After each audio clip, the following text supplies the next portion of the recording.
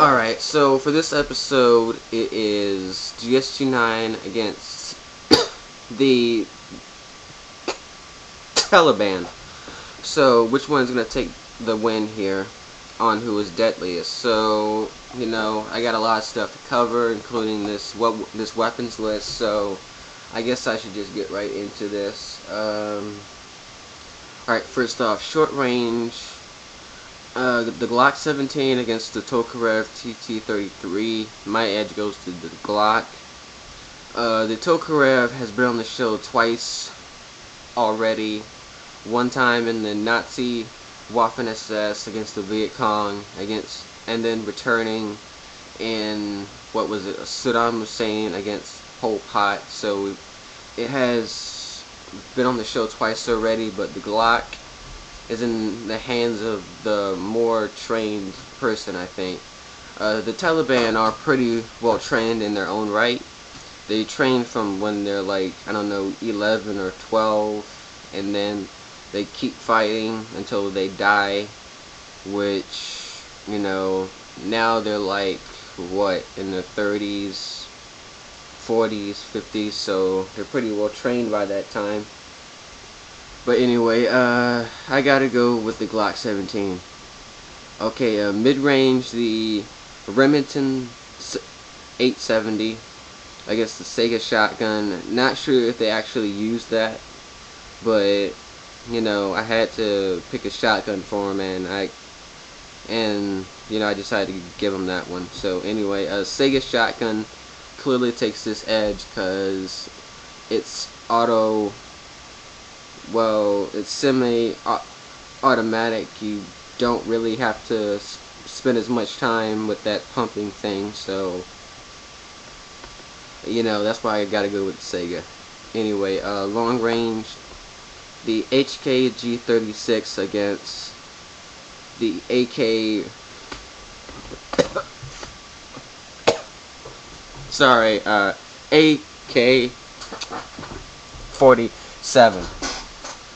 Which one has the edge, in my opinion? Well, this one was actually pretty close. You have the AK, which is the most widely used assault rifle in the world. Killed probably more people than any other assault rifle on the planet, and is a pretty good gun. But the HK-G36 may be able to hit more accurately from a distance, because if I read correctly, it has a red dot thing on it. It doesn't have a scope, but I think it does have a red dot or something. So anyway, I think that's why I had to go with the HK-G36. I think that's gonna take the edge here. But anyway, long range, the HK-PS-G1 sniper rifle against the Dragunov rifle. Well, the Dragunov has actually been on the show 3 times. One time in IRA against against the GSG9's opponents here.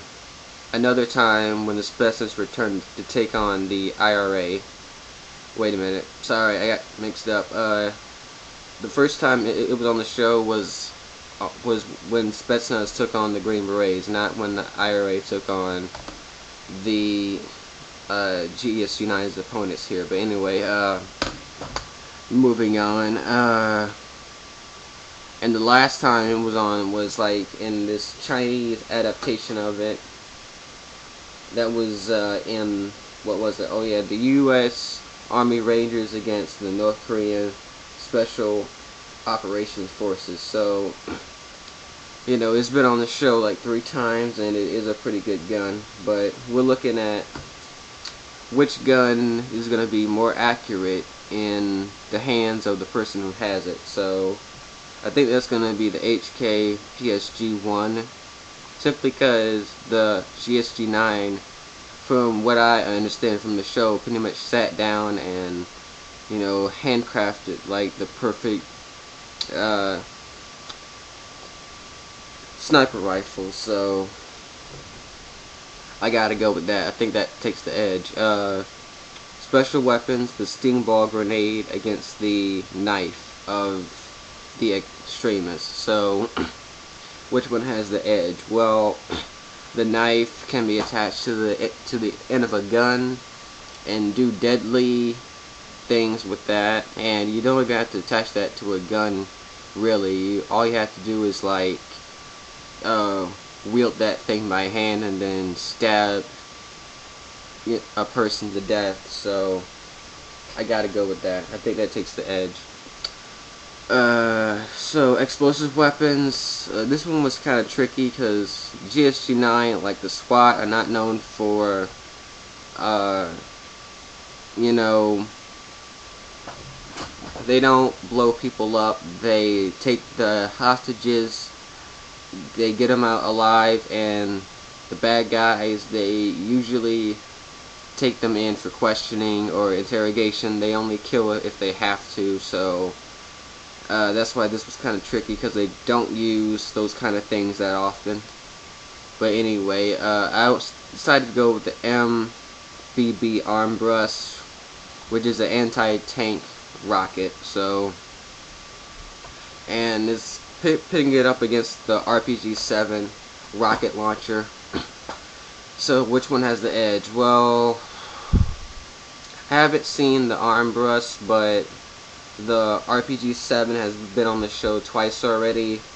Once in the IRA's first ever appearance on the show, and another one in Somali Pirates versus the Mujahideen Cartel. It's a deadly weapon, but you know, I gotta go with the Armbrust. I think that has the edge here. I think that's gonna take it, simply because of the person who has it may be more accurate with it, but then again, you don't really need to be accurate to blow stuff up. So this was still pretty close. But anyway, now I'm a little bit out of breath and wish I had a soda, but I'll just make sure I have something next week. Anyway, let's review the edges real quick. Short range, GSG9. Mid range, the guerrillas have that one. Long range, GSG9. Long range again, GSG9. Special weapons, the guerrillas, and for explosive weapons, the GSG9. So, you know, which one's gonna take this? This one's gonna be pretty good to see, really. This may even be closer than SWAT versus the IRA, simply because the RPG-7 is very deadly weapon. I mean, one shot, if you get hit with that, you're pretty much done. You get torn to pieces. And the GSG9's opponents in this case have been training since they're children to do nothing but fight. So they are very well trained in their own right. But I think the GSG9 takes this one in a very close matchup. Like, I picture that the GSG9 winning maybe 600 to the Taliban's 2300 or something in that range. But the Taliban will put up a good fight, but the GSG9 are going to take this one, and they also have armor on as well. They have Kevlar vests and helmets, as well as training will be factored into the sim. Guerrilla tactics, they haven't factored that into the sim yet, so I don't think they would do it here. At least I don't recall them factoring guerrilla tactics into the sim. So because of all this, I gotta go with the GSG9.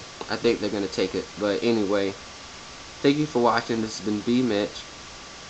Next week is well, this is actually the only other requested matchup so far. If I can't think of anything, then I'll just do a review instead, so I'm not really too concerned about it. But anyway, this has been B Mitch. Please view again next week, and leave a comment below. Tell me who do you think is deadliest, and I will see you later.